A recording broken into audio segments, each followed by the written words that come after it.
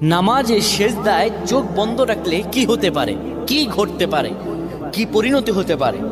আমরা অনেকেই নামাজের সেজদায় চোখ বন্ধ রাখি। এটি আসলে আমাদের জন্য ভালো না ক্ষতি, এটি আমাদের জানতে হবে। নবী সাল্লাল্লাহু আলাইহি ওয়াসাল্লাম 532 নম্বর হাদিস সহিহ আল বুখারীতে বলেন, শোনো, তোমাদের মধ্যে কেউ যেন সেজদায় তার বাহুদয় যেন কুকুরের মতো না বিছিয়ে দেয়। অর্থাৎ এইভাবে অনেকে আমরা আছি, এইভাবে সেজদা দেই না।